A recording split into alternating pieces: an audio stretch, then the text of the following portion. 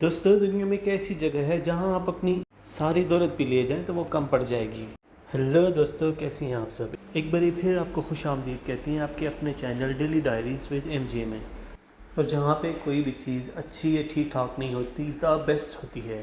آج سے 50 سال پہلے جہاں پہ صرف ریگستان ہوا کرتا تھا، آج وہاں پر ہر جگہ آپ کو آسمان سے چھوتی ہوئی عمارتیں نظر آئیں گی۔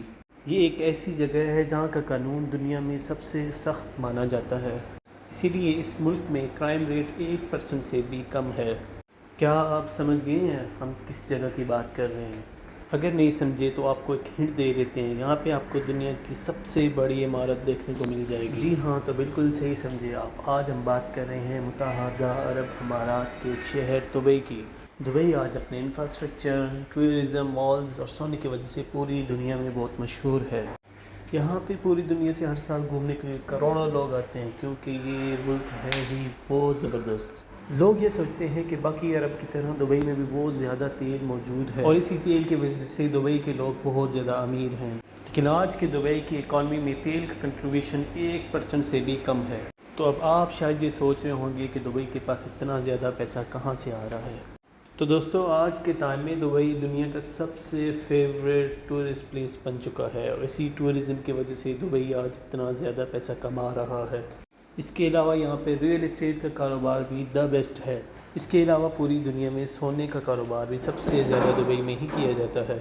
آج کے ٹائم میں دبئی کی کل پاپولیشن 36 لاکھ کے آس پاس ہے، لیکن آپ کو یہ جان کر حیرانگی ہوگی کہ یہاں پہ 15% لوگ ہی صرف لوکل ہیں۔ اس کے بعد انڈیا کے سب سے زیادہ لوگ یہاں پہ آباد ہیں۔ اس کے علاوہ پاکستان، چائنا، بنگلہ دیش، سری لنکا اور ایشیائی ملکوں کے علاوہ افریقی اور یورپین لوگ بھی یہاں پہ آباد ہیں۔ یہ تو ہم جانتے ہیں کہ دبئی کے شیخوں کے پاس بہت زیادہ دولت ہے، اور وہ یہ بھی نہیں جانتے کہ اس کو کہاں خرچ کرنا ہے، اسی لیے اپنی گاڑی، موبائل، ٹوائلٹ ہر جگہ پہ سونا لگاتے ہیں۔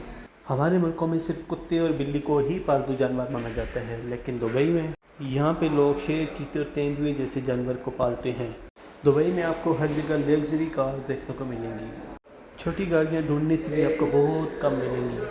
ہر گھر میں 2 سے 4 گاڑیاں ہونا ایک معمولی سی بات ہے۔ آپ کو بتاتے چلیں کہ دبئی پولیس کے پاس دنیا کی سب سے مہنگی سپورٹس کارز ہوتی ہیں۔ باہر سے جب آپ اپنے گھر آتے ہوں گے تو سب سے پہلے آ کے اپنے کمرے کا اے سی آن کرتے ہوں گے۔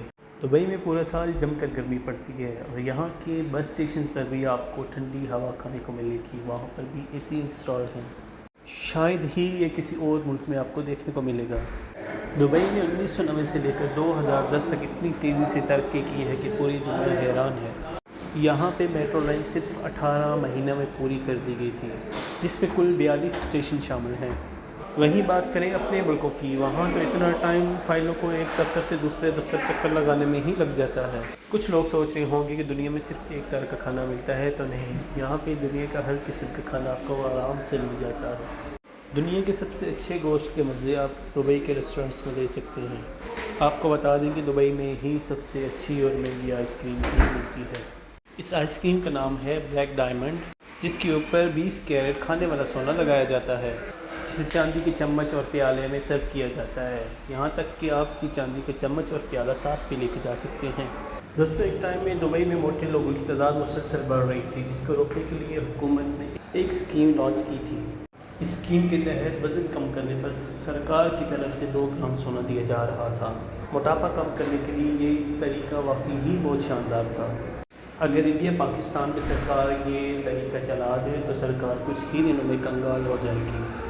تو دوستو، اے ٹی ایم سے آج تک آپ نے پیسے ہی نکلتے دیکھے ہوں گے، لیکن دبئی میں آپ چلتے پھرتے کہیں سے بھی اے ٹی ایم سے سونے کی شاپنگ کر سکتے ہیں۔